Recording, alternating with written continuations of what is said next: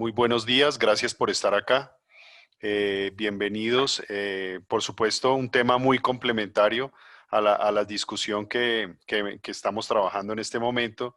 Gracias por aceptar la invitación del evento y bueno, tienen la palabra. Bueno, buenos días César, buenos días Andrés y buenos días a todos los asistentes. Muchísimas gracias por la invitación.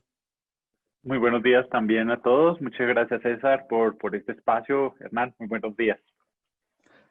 Buenos días. Bueno, como lo mencionó César, vamos a hacer una presentación donde vamos a complementar la información que acaban de exponer los profesores Gabriel y Alejandro. Es un tema bastante interesante. El tema de los acuerdos transformativos, como verán, no es un tema que se aleja de la discusión acerca del acceso abierto, por supuesto se deriva de él. Entonces, es un escenario que se ha venido explorando.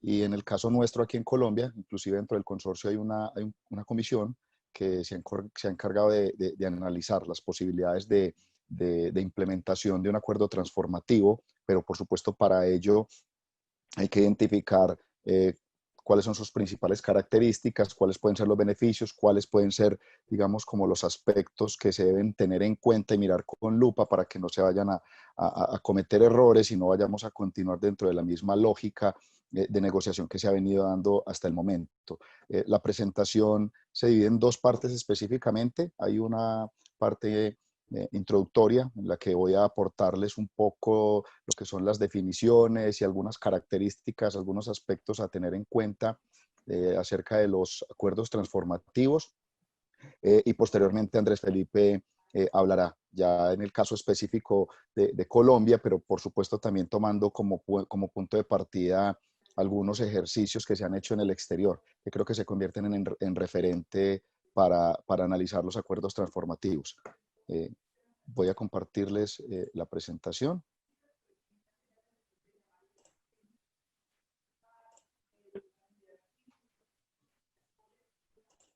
¿Ya es visible? Sí.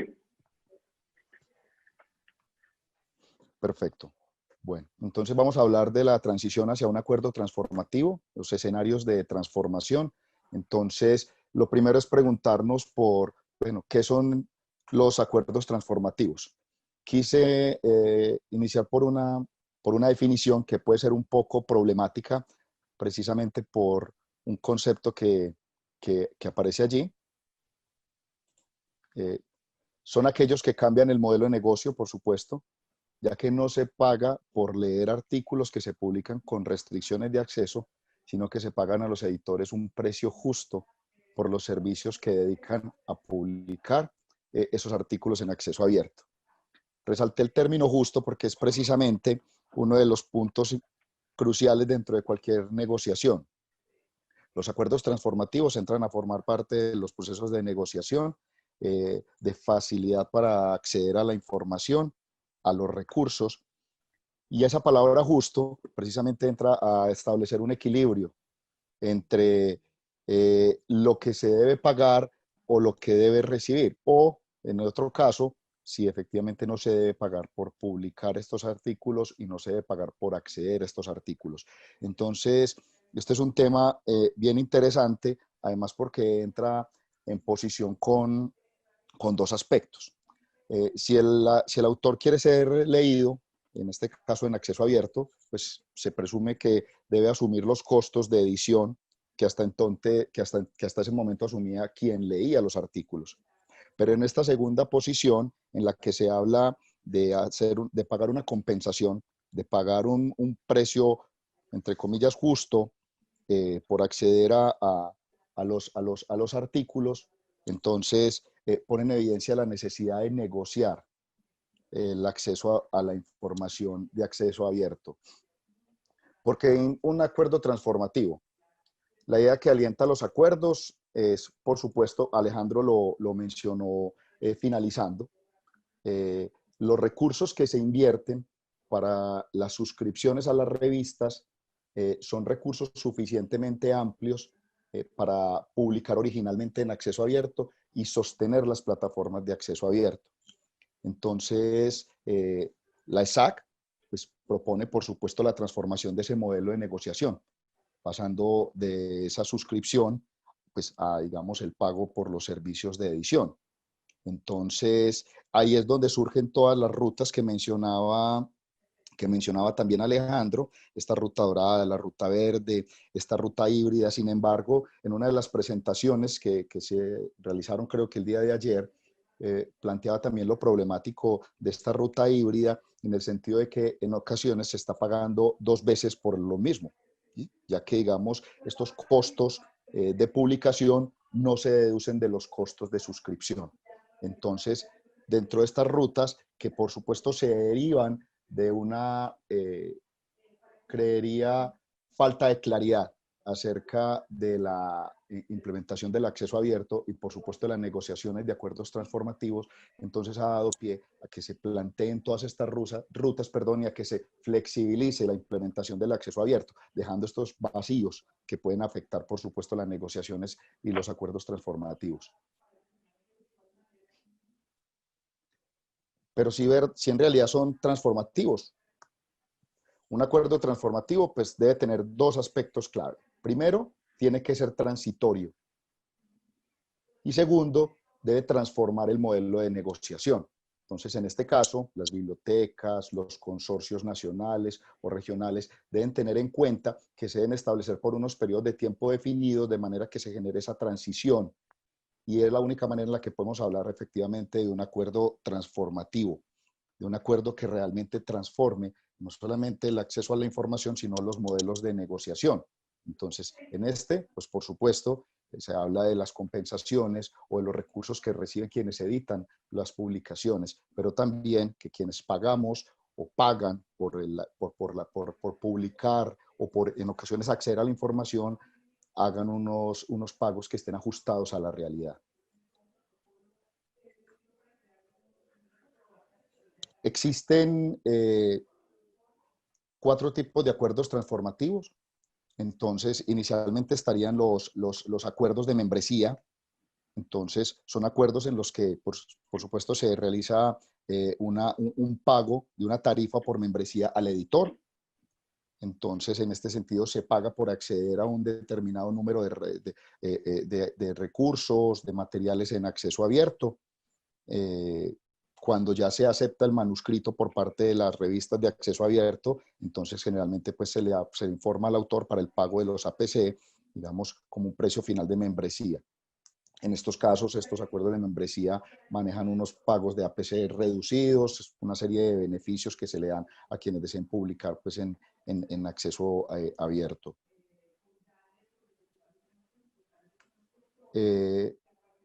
Las cuentas de depósito o las cuentas prepagadas son otro de los tipos de acuerdos en los que se define un monto específico, se establece una bolsa, un rubro, y de este rubro se va descontando el costo de APC de los artículos que se van publicando. Entonces, una vez, digamos, este rubro, cuando las instituciones publican demasiado y una vez este rubro se finalice, entonces normalmente lo que se hace es una nueva negociación o ya se empieza a pagar por los artículos adicionales que se empiecen a publicar en estas revistas, pues obviamente con unos precios diferenciados por el tipo de suscripción que se tenga.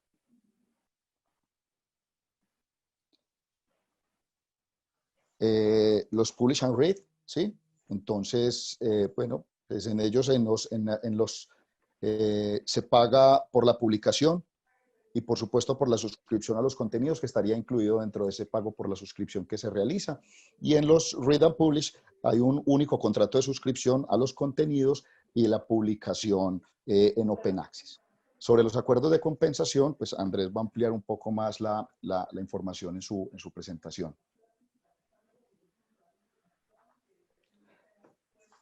Dentro de las características de los acuerdos transformativos, pues como les mencioné hace un rato, lo primero es que deben ser temporales y transitorios. Se deben definir entonces esos periodos de tiempo dentro de los cuales se debe facilitar el camino hacia los escenarios que faciliten la comunicación científica en acceso abierto. Entonces, la transitoriedad es una de las principales características de estos acuerdos. Por supuesto que los autores conservan sus derechos. El profesor Gabriel mencionaba hace un rato una de las posibles dificultades que se tendría negociar bajo ciertas condiciones en las cuales los autores siguen perdiendo sus derechos o los derechos sobre sus publicaciones. En este caso, una de las características de los acuerdos es que los autores deben conservar sus derechos.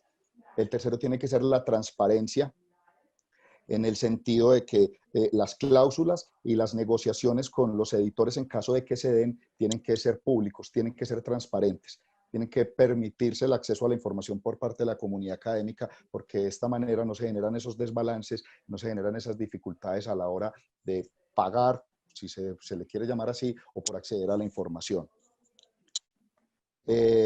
Cuando se habla de un costo neutral, entonces se debe hablar de un costo neutral ¿para quiénes? Primero, para las bibliotecas, para las instituciones, ¿sí? Las universidades, para el país.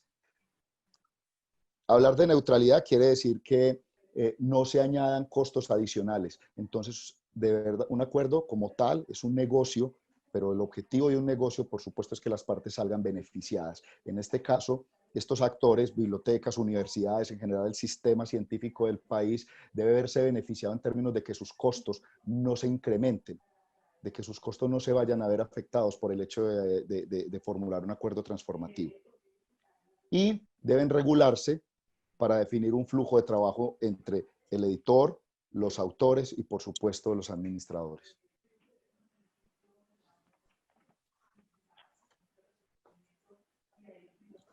La centralización de los pagos de los APC en la biblioteca tiene sentido como mecanismo para que el equipo de la institución implante el acceso abierto, tenga conocimiento de los perfiles de publicación por departamentos, escuelas e incluso investigadores individuales. El profesor Alejandro lo mencionó al final. Fortalecimiento en este caso, por ejemplo, de la línea verde a través de los repositorios, implicaría favorecer este aspecto. O sea, implicaría que en las instituciones se tenga un mayor control y un conocimiento real de la información que se publica dentro de las universidades.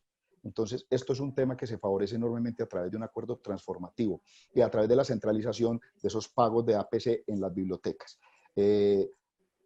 Es claro que el pago de los APC no tiene, digamos, una ruta definida en muchas instituciones. En muchas ocasiones el pago del APC sale de las vicerrectorías de investigación, sale de los mismos investigadores, puede salir de los mismos proyectos, pero no es claro, no se define la ruta a través de la cual esos APC se deben cancelar. Entonces, si estos APC se definen como un método de negociación dentro de los acuerdos transformativos, lo ideal es que salgan de la biblioteca, pues desde la biblioteca también se tiene un mayor control de los repositorios institucionales y por ende se favorecería el acceso y un mayor control, una evaluación permanente de la información científica que se produce en las instituciones.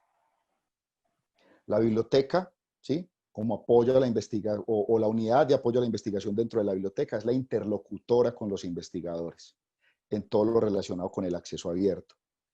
Aunque no existen unas políticas claras, como ya se mencionó, aunque son pocas las instituciones que tienen una política de ciencia abierta, de acceso abierto, aunque a nivel nacional no existe tampoco una legislación clara, pues muchas instituciones desde la biblioteca, y un ejemplo claro es el consorcio, donde 60 instituciones hemos tenido el tema del acceso abierto como una de las prioridades de discusión, al menos durante este último año.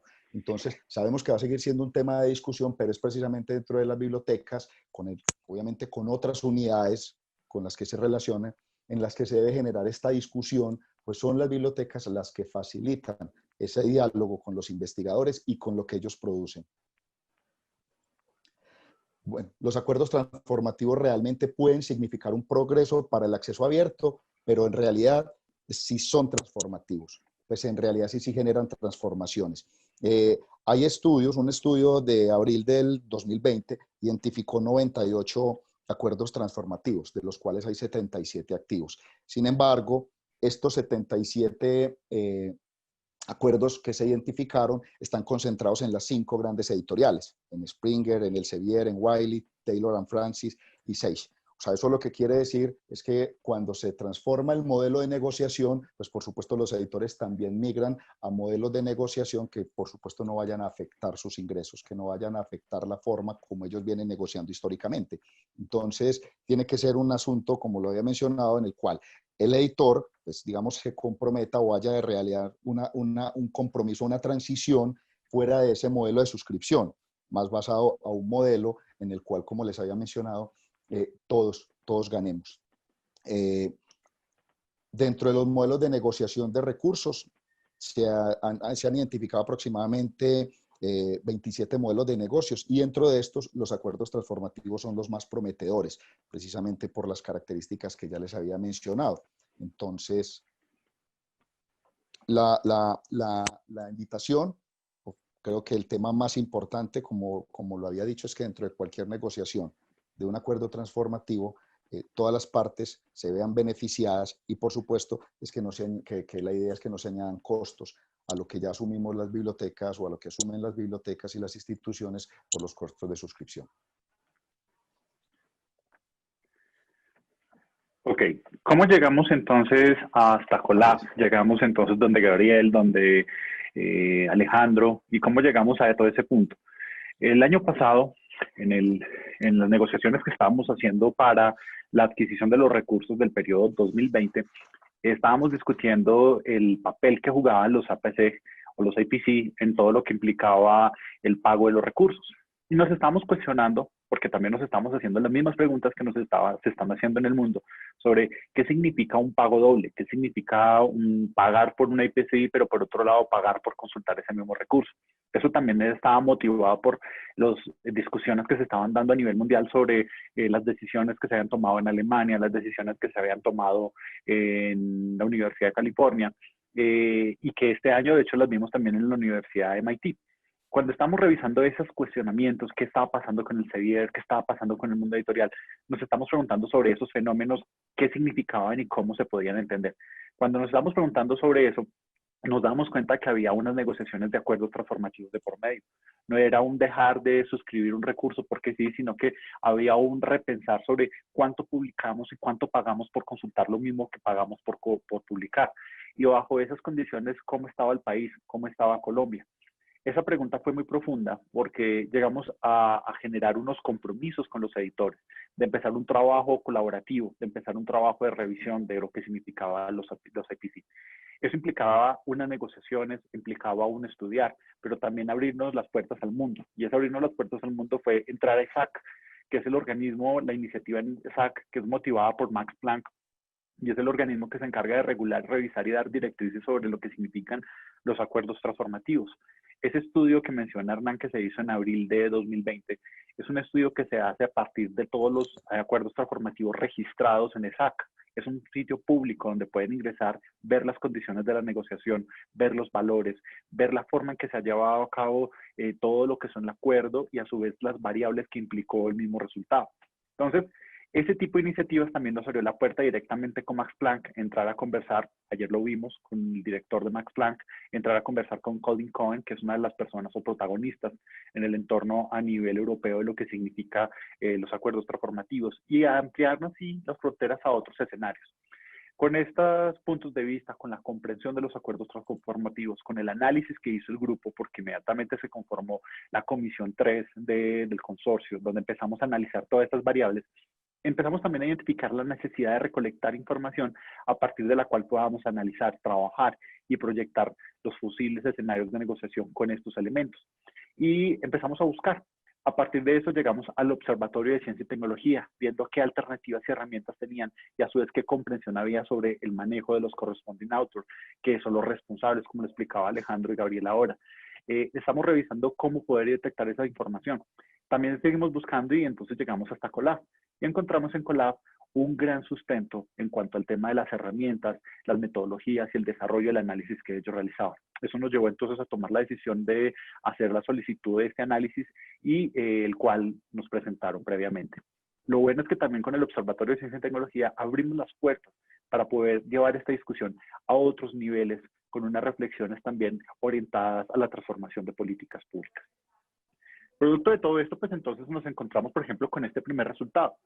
Si vemos esta gráfica, que es esta tabla, que es la que presentaron ahora, vamos a encontrarnos y concentrarnos en la parte que tenemos resaltada en amarilla. Vemos que el total de artículos que se identificó en el periodo de 10 años, precisamente lo que corresponde a lo que ha creado las instituciones del consorcio y que podemos rastrear desde el corresponding author, son 33.682 documentos registrados bajo esa condición.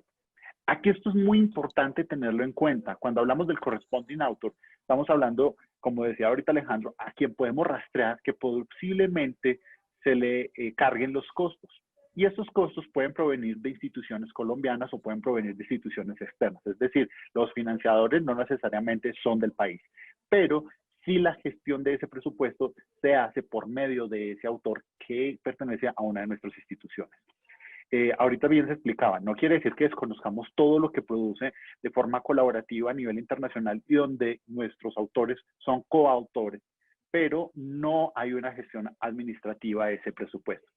Por lo tanto, cuando uno va a negociar, una de las condiciones básicas que hay para esa negociación es que debe basarse en el corresponding author del país, independiente de la fuente de financiación. Y eso hay que tenerlo en cuenta. Entonces, este es nuestro universo. Pero no es el único universo en el cual no podemos pasar. Hernán, pásalo, por favor.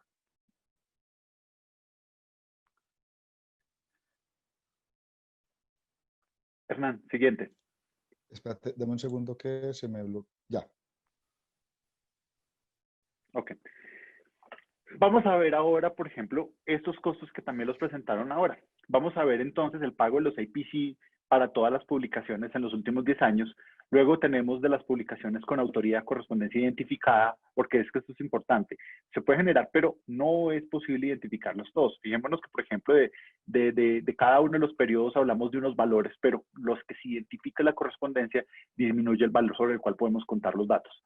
Luego, sobre la autoría colombiana, y luego, sobre donde nos vamos a concentrar es sobre los datos correspondientes al consorcio, que es nuestro universo de negociación. Vemos que pasamos de lo que se identificó, que por ejemplo en el 2019 fue 1.390.000, pasamos a 737.000 del corresponding author en Consorcio Colombia. Y si vemos, ese es el universo sobre el cual podríamos trasladar posibles negociaciones. ¿Negociaciones para qué? Ahorita lo vemos, por ejemplo, para poder llegar a acuerdos a Publish and Read o Read and Publish, para poder generar este tipo de alternativas y generar un solo pago que nos facilite todos los procesos de consulta y publicación bajo una sola estructura. Sin embargo, esto todavía tiene condiciones que tenemos que trabajar. Hernán, siguiente.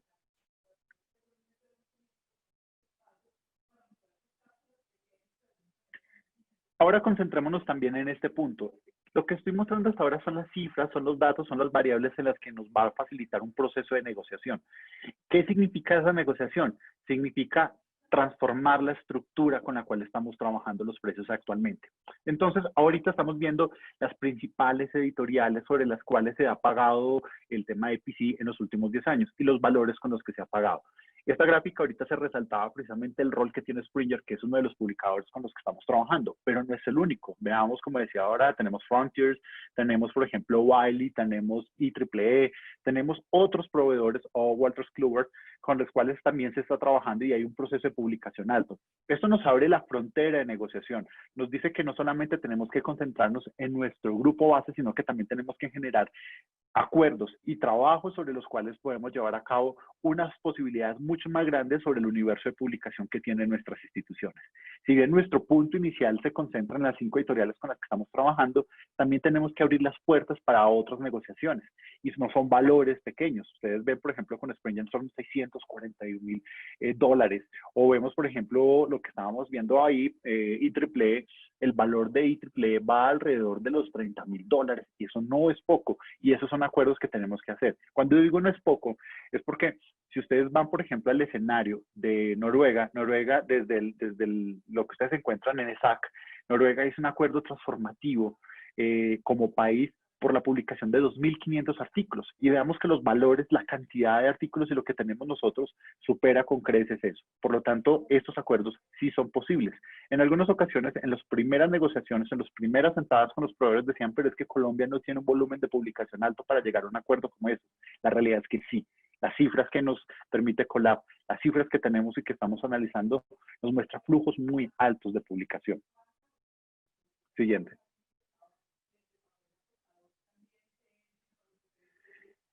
Este punto de vista nos da una visión muy interesante. ¿Qué nos está mostrando? Desde nuestras bandas, los valores que estamos pagando de manera anual desde el 2009 hasta el 2019 con el pago de corresponding auto. Ahorita Hernán lo ha dicho claramente, eso podría pasar porque se hace desde el investigador, se hace desde un financiador, se hace desde la universidad, pero sale finalmente desde la institución. Por lo tanto, esos son valores con los que ya nosotros podríamos sentarnos a decir qué posibles escenarios se pueden plantear, cuál es la participación. Sin embargo, también nos toca tener variables que hay que cuidar muchísimo. Uno de los efectos que se presentan en las negociaciones de, por ejemplo, Publish and Read o Read and Publish, que son las que explicó ahorita Hernán, es si no se tiene en cuenta las diferencias de publicación, el potencial que tienen unas, las capacidades que hay que desarrollar en otras, puede generarse lo que se llama un efecto polizón o un efecto de sobrecarga.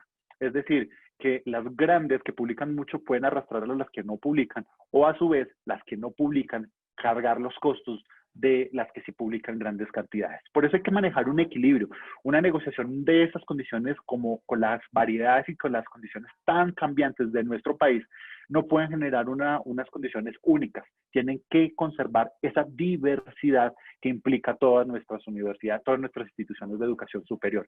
Y esa diversidad es lo que también genera una complejidad al momento de negociar. Y esa complejidad nos pone en tela de juicio si un Publish and Read o un Read and Publish son las condiciones con las que nosotros deberíamos trabajar. Hernán, siguiente, por favor. ¿Por qué lo menciono? Yo regreso a los puntos de las posibles negociaciones. Estos son los más comunes, pero hay una tercera línea, y esa tercera línea es la línea que ayer nos estaban mencionando desde la Universidad de California, lo cual ha sido un aporte y un trabajo muy valioso. Los acuerdos de lectura y publicación, o Read and Publish, y los acuerdos de publicación y lectura, Publish and Read, generan negociaciones sobre un global, sobre un absoluto. Y ese global y ese absoluto, pues bien, uno dice, eso reduce los costos, digamos, de la suscripción o reduce los costos de la publicación. Pero ese absoluto implica que todos nos comportamos de la misma forma. Lo valioso de la propuesta que tiene, por ejemplo, la Universidad de California es que ellos no trabajan solos, ellos trabajan para un sistema de bibliotecas. Y ese sistema de bibliotecas, ustedes lo vieron ayer, 94 millones de dólares en su totalidad. Y eso implica también la diversidad y lo diferente que significa cada una de esas publicaciones. Su acuerdo tiene una propuesta muy interesante. ¿Qué es lo que nos dice? Dice, en las tarifas por suscripciones y publicaciones de artículos se compensan entre sí. De modo que las tarifas de suscripción se reduce en la medida que aumentan las tarifas de publicación. Fíjense que aquí hay una compensación con relación a la forma en que se comportan las mismas instituciones y la forma en que se lleva a cabo el proceso. La forma en que se publica año a año no es absoluta. Puede haber incrementos, puede haber decrementos, puede haber un proceso muy difícil como lo que estamos viviendo este año que transforme los procesos. Por ejemplo, puede generar un disparo en el área médica, puede generar un disparo en las ciencias sociales sobre el impacto de lo que ha implicado la pandemia, pero también puede implicar una disminución porque también hay menos recursos para ciertas áreas, ya que se han trasladado los recursos a otras. Entonces, esas variaciones hacen que no pueda ser estática la forma en que se negocia. Sin embargo, ellos continúan.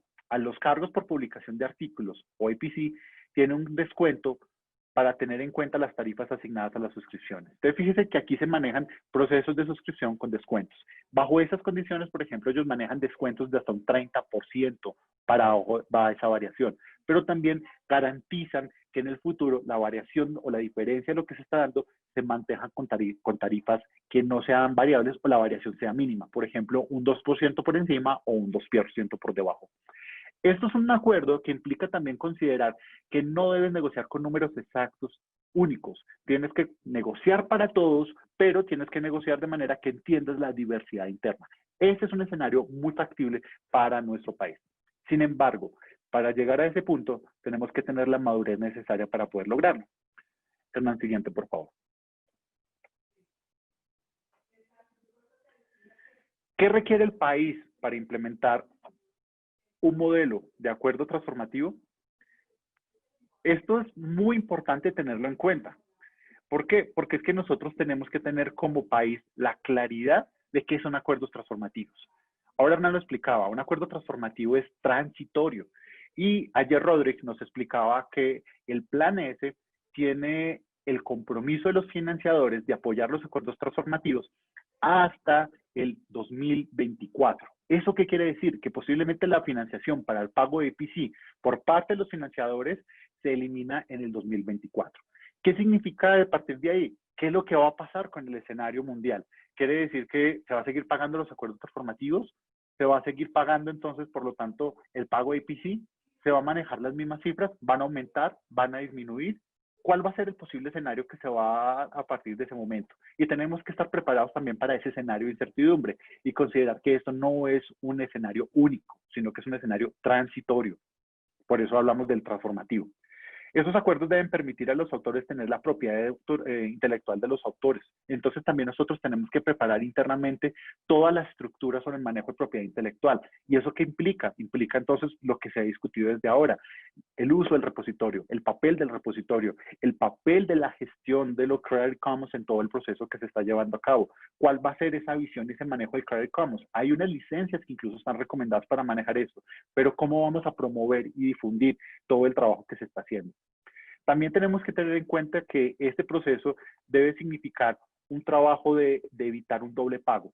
Pero evitar un doble pago también implica que nosotros abramos estos resultados que, por ejemplo, tenemos y los comparemos con los resultados de los editores.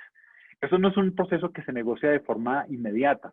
Si bien es un proceso donde dice que hay un costo neutro, pero también es transparente, implica que nos tenemos que sentar con las cifras y llegar a un acuerdo cuáles son las cifras que realmente coinciden. Podemos tener cifras, números con los que podamos trabajar, pero esos números tienen que ser validados por las dos partes. Eso significa ser transparente, eso significa un costo neutro. Entonces no podemos imponer, pero tampoco podemos dejar que nos impongan. Y esto es una negociación que toma tiempo. Por otro lado, también tenemos que establecer la diferencia de las bandas.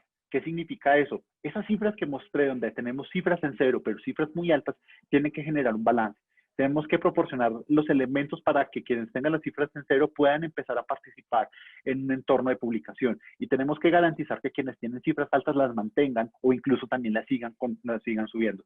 Y no podemos entonces generar un proceso de negociación que desmotive a una de las dos partes o genere un desbalance para una de las dos partes. Por otro lado, también nosotros como país, para poder implementar, tenemos que construir esos contratos, unos contratos con unas cláusulas que faciliten la gestión. Esa gestión en términos de identificación de los autores para recoger qué es lo que se publica en acceso abierto, qué se publica por vía cerrada, cuáles son las rutas, cuáles son los costos de financiación. Ahora, cuando se hablaba que necesitamos centralizar, también implica internamente identificar la procedencia de esos recursos. Identificar esa procedencia para poder hacer la trazabilidad y poder canalizarla y de esa manera poder recibir un recurso que se pueda entonces gestionar. Pero eso también implica establecer mecanismos de recolección de información. Esa recolección de información implica implementar uso de metadatos para apoyo a recoger esa información. Crossref es uno de los mecanismos aceptados a nivel internacional para recogerlo. Y esto se hace por medio del registro del DOI, pero también se hace por una identificación del autor. Eso implica entonces también tener perfiles normalizados, como por ejemplo el que se hace a nivel internacional como el ORCID. A eso se le suma que también tenemos que tener mecanismos de gestión de autorización por IPC, que eso es lo que se llama el workflow. Y sobre todo, una estandarización de metadatos. Hernán, siguiente, por favor. ¿Cuáles son los posibles escenarios de negociación de un acuerdo transformativo en el 2020? Es decir, de forma inmediata. No podemos pretender que vamos a hacer un acuerdo transformativo de Publish and Read o Read and Publish o un acuerdo de compensación de forma inmediata. ¿Por qué? Porque hay que validar los datos, hay que validar las cifras, hay que validar todo lo que hemos conseguido y hay que hacerlo desde las dos partes. Y cuando hablo, no hablo solamente de los 5 editores, estoy hablando de toda la estructura de editores que, por ejemplo, identificamos sobre los que se está participando. Por lo tanto, pretender que inmediatamente vamos a encontrar una disminución de lo que significan los costos por suscripción o trasladarlos a los procesos de publicación no va a ser tan fácil y tan de forma inmediata. De hecho, si pretendemos llevar a cabo esa ruta, si queremos que se dé un descuento de los costos de suscripción con base a lo pagado en los periodos anteriores y promediar para que podamos conseguir el costo de los IPC actuales, tenemos que confirmar los datos. Y eso es una tarea que no se hace rápido y posiblemente nos tome 2020 y 2021. Pero sí que podemos hacer de forma inmediata. Arrancar ese proceso para poder tener garantías que en el 2021 ya tengamos un escenario mucho más claro y empezar también procesos de negociación para establecer una tarifa base del pago de IPC por debajo del precio habitual en el mercado. ¿Eso qué quiere decir? Podemos tener una tarifa congelada para el país, podríamos tener tarifas únicas por cada uno de los editores, que eso facilita entonces el pago desde el acuerdo transformativo interno, pero teniendo en cuenta que ese pago puede provenir de recursos institucionales o de financiadores. No podemos aceptar una premisa de los editores donde nos digan solamente aceptamos un pago congelado IPC por parte de lo que pague en el país sin financiador, o al contrario, lo que venga de financiador sin que venga del país. ¿Por qué? Porque nuestras posibilidades de publicaciones son muy variadas por las cifras que hemos visto hasta ahora y tenemos que considerar que en esos dos escenarios ese presupuesto es gestión que va a afectar. Por otro lado, como decía Hernán, tenemos que centralizar el pago de IPC. Centralizar el pago de IPC tiene dos variables. Una centralización desde la institución, donde tenemos que identificar si ese pago se hace desde la biblioteca o se hace desde la misma institución. Puede ser desde la Vicerrectoría de Investigaciones. Pero eso implica tener la claridad de cuánto es lo que se va a publicar, cuánto se está publicando y esos valores reunirlos. Eso también debe implicar canalizar de dónde proviene esa financiación y garantizar que ese recurso esté disponible para el pago de IPC. Y por otro lado, también es necesario hacer una centralización nacional.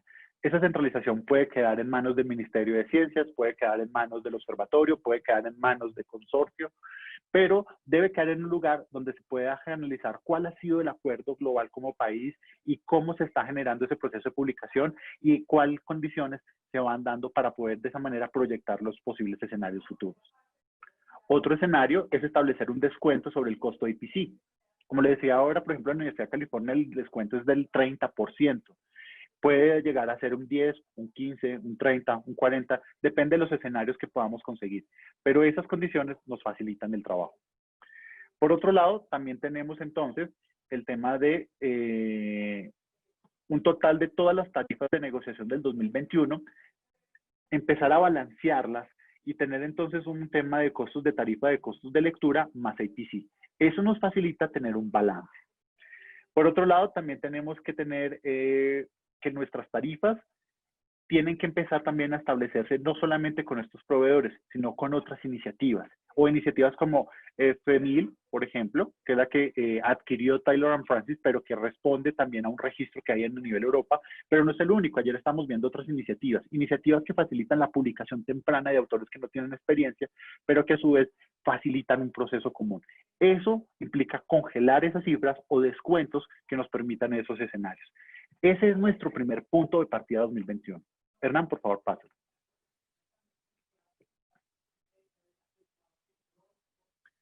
¿Qué hay que hacer desde ya para poder garantizar no solamente un escenario de negociación para este año, sino para los años que vienen? Por eso hablamos de prioridades 2020-2021. Tenemos que seguir trabajando en el desarrollo de políticas públicas con el Ministerio de Ciencia y Tecnología y Ministerio de Educación. Cuando hablamos de políticas públicas no es una responsabilidad del ministerio, es una responsabilidad de todos. Todos tenemos que participar en este proceso, tenemos que abrir escenarios de discusión, escenarios de construcción. Y hay políticas que se han adelantado del Ministerio de Ciencia y Tecnología sobre lo que significaría una política de ciencia abierta, pero hay que seguir trabajando en términos de políticas de ciencia abierta y acceso abierto para poder garantizar que estos permeen los procesos de medición, los procesos de evaluación, por ejemplo, los de acreditación institucional, los procesos también incluso de medición de investigadores, los procesos incluso a escala fondo docente. Todo eso son políticas que tenemos que trabajar y tenemos que trabajar unidos para poder dar luces sobre lo que está pasando. Las políticas institucionales tienen que fortalecerse o construirse, porque muchas, como lo sabemos, no lo tienen, otras ya lo tienen, pero tienen que tener presencia fuerte sobre lo que significa el manejo del acceso abierto y la ciencia abierta. Establecer mecanismos de gestión de propiedad intelectual. Y allí entonces, ¿cuál es el rol del Creative Commons en todo el proceso de esta gestión de propiedad intelectual? Porque finalmente necesitamos darle visibilidad a nuestras publicaciones, no solamente desde la adquisición de los recursos, sino también desde el manejo de lo que es nuestro repositorio. Hay que trabajar muy fuerte en la unificación de perfiles con identidad institucional. Allí es donde tenemos que garantizar que en nuestro país, por lo menos partiendo desde el consorcio, tengamos nuestros identificadores únicos como ORCID, DOI, Google Scholar y trabajar de la mano de herramientas como CROREF para poder garantizar esto. la unificación nos va a permitir no solamente la limpieza de la información, sino capacidades de negociación, pero sobre todo capacidades de interacción con el mundo.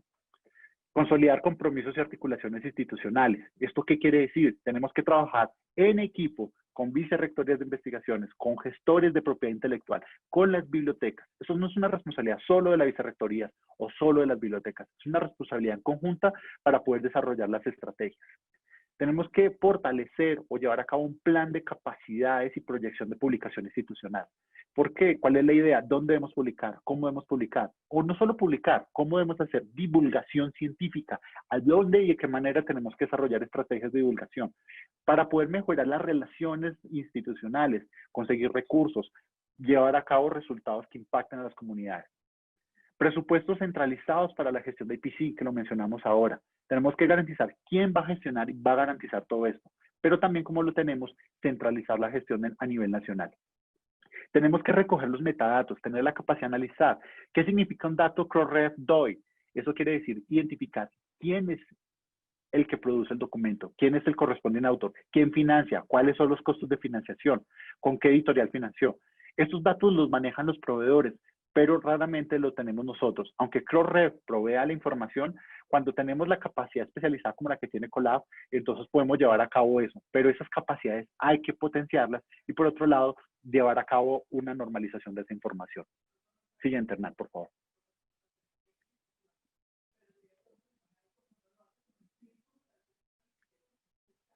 Siguiente. Ok. Ahora tenemos entonces, tenemos que trabajar muy duro en lo que significa el workflow. ¿El workflow qué es? Los procesos de negociación de acuerdos transformativos por obligación deben crear un workflow de aprobación. La aprobación lo que hace es decir, cuando un artículo va a publicar, solicita autorización de la publicación y esa solicitud se va a la editorial. Esa solicitud de autorización tiene que hacerse por medio de la institución que la está manejando o por medio del mecanismo central del país para poder garantizar que está dentro del acuerdo transformativo que se logró. Ese workflow tiene que ser rápido, no puede demorar, no puede atrasar el proceso de publicación, debe agilizarlo. Entonces, el diseño tiene que ser muy cuidadoso, no solo a términos de burocracia, sino a términos tecnológicos para poder también facilitar todo el proceso. Hay una iniciativa muy fuerte que tenemos que aprovechar. Si hacemos la unificación de perfiles, tenemos que también identificar cuáles son las capacidades de producción y a su vez las capacidades de divulgación que tenemos como país. Trabajar en una iniciativa de CRIS es muy fácil una vez tienes la identidad institucional. Y esa iniciativa puede lograr mejores resultados si lo articulamos a las iniciativas que tiene, por ejemplo, el Ministerio de Ciencia y Tecnología con recursos como RedCall u otras que está llevando a cabo en ciencia abierta. Entonces son articulaciones que tenemos que aprovechar. También el Ministerio tiene unas dinámicas de registro y requerimientos de información desde el CBLAC y el GRUBLAC. Allí también tenemos que garantizar que esos metadatos de publicación también sean parte de la recolección. También necesitamos acuerdos con los editores para obtener datos sobre el pago IPC. Y estos son acuerdos no una sola vez, sino de un acuerdo de obtención de esos datos de forma permanente para que los procesos de negociación sean transparentes y permanentes. Por otro lado, también tenemos que fomentar los mecanismos de financiación de investigación en proyectos locales, regionales y nacionales. ¿Por qué se nos pierden muchos datos de los acuerdos transformativos sobre el correspondiente autor? Porque provienen de fuentes de financiación europeas, donde quienes liberan son instituciones europeas o norteamericanas y Colombia participa. Pero ¿cuánto participa Colombia liderando estos proyectos? La mayoría de las fuentes de financiación que se obtienen para que Colombia lidere estos proyectos son nacionales. Y esas muy pocas son internacionales para efectos de impacto local. No quiere decir que no existan, hay empresas, hay organismos, pero hay que promover y desarrollar para que generemos más impacto en el país. Crear mecanismos de información sobre avances de publicación y consorcio. Eso implica no solamente recoger metadatos, sino difundirlos. Decir qué pasa, crear informes, reportes para que las universidades generen nuevas estrategias, para que el ministerio genere nuevas estrategias, para que como país pensemos hacia dónde vamos y cuáles son los mecanismos sobre los cuales tenemos que llevar a cabo procesos de control. Tenemos que formar a los bibliotecarios, a los gestores de investigación y a los investigadores sobre no solamente qué es publicar, cómo mejorar sus procesos de publicación, cómo trabajar con los repositorios, con el Open Access, sino también cómo gestionar todo lo que estamos hablando sobre el manejo de publicaciones y IPC. Tenemos que transformar los procesos de medición nacional institucionales. tenemos que considerar mecanismos, no necesariamente orientados a un matrix, pero sí mecanismos que ya tienen condiciones muy fuertes, donde un matrix es una variable, pero también hay otros indicadores que generan otras variables poderosas. Por ejemplo, el manifiesto de Leiden, el trabajo que se ha hecho con Dora, el trabajo que se ha hecho a nivel mundial, nos demuestra que sí hay mecanismos para evaluar la investigación, que hay mecanismos que permiten valorar el impacto social, que hay mecanismos que permiten valorar el impacto que hay en las industrias, en las empresas, en los entornos, pero también el impacto que hay en el sector científico y académico. Por lo tanto, tenemos que ampliar esas condiciones para abrirle el escenario al Open Access. Y tenemos que trabajar en articulación con actores nacionales e internacionales. Ya hemos dicho sobre lo que significa el país, pero tenemos que estar pendiente, por ejemplo, con lo que pasa en Berlín. Berlín cada año se hace todo un evento sobre el manejo del derecho, sobre la propiedad, el acceso abierto y lo que significan los acuerdos transformativos. Constantemente abren. Hace poco cerraron la encuesta sobre la cual están recogiendo todos los datos de participación en el escenario internacional. Y Colombia debe tener participación en ese escenario, pero también debe trabajar con ESAC, también debe seguir trabajando con Max Planck, debe seguir trabajando con la Universidad de California, que ayer nos expresaba su apertura a colaborar en lo que significa el escenario nacional. Esos son esos actores con los que tenemos que tener alianzas estratégicas cerradas, estrechas, y trabajar de manera colaborativa, para aprender de ellos, pero también para compartir nuestras experiencias, porque experiencias como las que estamos mostrando hoy son experiencias únicas, que de hecho son envidiadas en el resto del mundo por lo que significa el trabajo que se está haciendo acá y los avances y la comprensión que estamos teniendo como país por Colombia. Entonces, aquí hemos logrado resultados como este informe Collab, que en España todavía no se ha podido conseguir de una manera tan clara, que se han logrado en sectores muy específicos, pero no pensados como un global. Pero también falta eso en otros escenarios de América Latina donde no existen estos avances y nosotros podemos liderar esos nuevos escenarios. ¿Listo? Andrés, muchas gracias, hombre. Hernán, qué buena presentación, muy clara, concisa, introduciéndonos un tema de acuerdos transformativos y los diferentes escenarios que se nos presentan para poder llevar a cabo un proceso de negociación consciente, llamaríamos nosotros, y que pueda reflejar la realidad de lo que está pasando hoy en el mundo de la información científica. Muchas gracias por esta presentación. A mí me gustaría que Katiusha tiene una pregunta y me gustaría que la pudieras hacer, Katiusha, en tu perfecto portuñol para ver si te entendemos.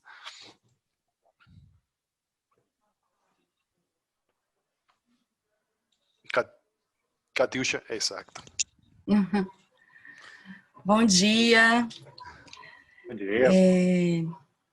As minhas perguntas são relacionadas à parte dos acordos transformativos e firmados, né, entre as instituições e as editoras. Em que sentido?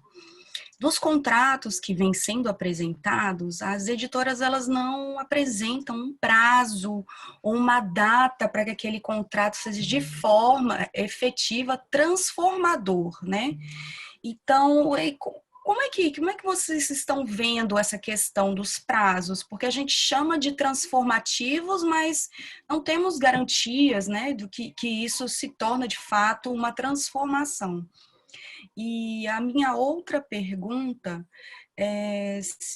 tem relação com a questão da centralização dos acordos de APC pelas bibliotecas, né? Que, claro, faz parte do papel das bibliotecas mapear os seus usuários, identificar o que está sendo produzido, o que está sendo lido, identificar as necessidades, né, dos departamentos, das escolas. Mas no caso dos órgãos governamentais, como é que a gente poderia fazer isso? Como é que um órgão governamental poderia pensar esse papel, esse fluxo, né, esse trabalho que as bibliotecas fazem?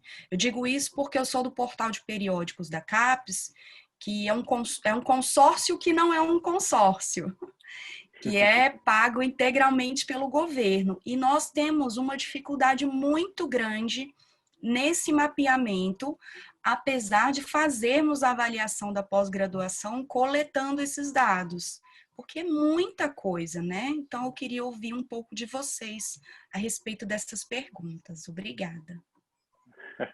Gracias, Katusha. Mira, el primero, ¿cuánto y por cuánto se va a manejar el tema de los plazos de todo el proceso de transformación? Esto es tan incierto que igual lo que significa la iniciativa Open Access 2020, pues estaba trazado para que tuviese el impacto más fuerte a partir del año, pero el tema de lo que significa el Plan S estaba proyectado hasta el 2024, todo el proceso de financiación. Esos plazos son plazos que trataban de generar nuevas dinámicas que nos han dado consecuencias como las que vimos ahora, que se han aumentado el precio de los IPC. Eso no quiere decir que estamos yendo hacia una dinámica de transformación, disminución de precios. Estamos buscando es precisamente a nivel mundial que se genere una dinámica orientada a publicar más sobre el Open Access.